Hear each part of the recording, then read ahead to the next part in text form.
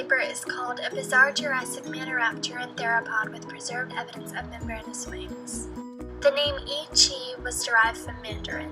Yi-Chi means strange wing. The fossil specimen was collected by a local farmer in the Hebei Province of China in the Clovian-Oxfordian stage of the Tiao-Jishan Formation. Its authenticity was confirmed by sedimentology, taphonomy, and CT scans. This specimen is different from other Scansoriopterygid theropods in that it has a low midline crest along the nose, a small and posterior external mandibular fenestra, and a relatively long humerus and ulna.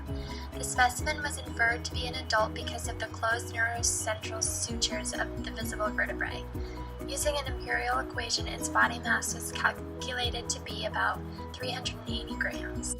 This paper explores two different questions, the first being what can this fossil tell us about others in its group, and did this animal use flapping flight or gliding, or a combination of the two? Yi-Chi is known for its short snout, as well as 4 slightly procumbent premaxillary teeth. The most striking feature is an anomalous, slightly curved, distally tapered, rod-like structure on each wrist. Energy dispersive spectrometry analysis shows that it is in fact a bone, but it is unlike any normal theropod skeletal element. Yi-Chi's structure is similar to the pterosaur squirrels, the elbows of the animalid squirrels, the gliding marsupial pteroids volans, the ankles of many bats, including some early ones, and the wrists of all pterosaurs. It most closely resembles the bat.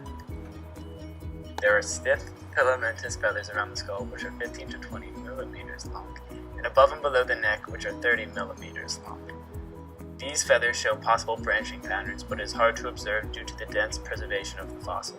There are larger feathers on the forelimbs and hindlimbs, which are 35 to 60 millimeters long.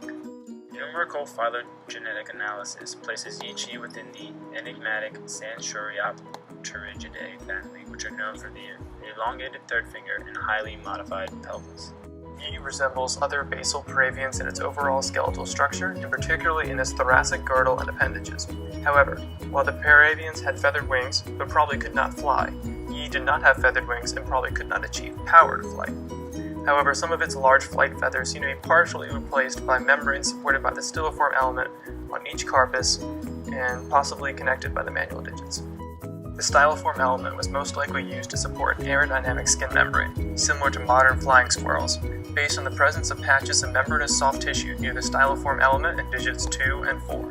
However, the flight apparatus cannot be definitively determined based on the evidence from the single specimen. It is difficult to reconstruct its method of aerial locomotion, whether it's both flying and gliding or only gliding, and isn't clear from present evidence. It could have been a mixture, similar to birds and bats today, which both glide and fly. But the lack of strongly expanded muscle attachment surfaces seemed to indicate that it glided more, and the styloform on both arms would have interfered with rapid flapping, so gliding was probably its primary method of aerial locomotion. The discovery of Yi adds to the known diversity of thoracic appendage morphologies present near the transition of birds. The styloform element in Yi shows the membranous aerodynamic surfaces and some degree of aerial capability were present in this taxon. The preserved patches of membranous tissue with the styloform element and digits, along with the proportions of appendicular skeleton, were more evidence that Yi was able to fly. The flight apparatus of Yi cannot be confidently reconstructed, but a range of possible flight apparatus configurations can be assumed by considering different reconstructions. If Yi had wings with well-developed membranous components, it would represent convergent evolution of the aerodynamic apparatus among tetrapods.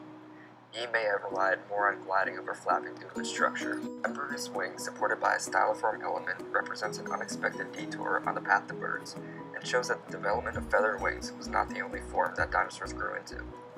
Yi is very different from other Scansoriopterygids and theropods in general, with the presence of the styloform element. In conclusion, Yi-Chi is different in many ways from other theropods based on features including its elongated third finger and the fact that it relied on gliding more than flapping.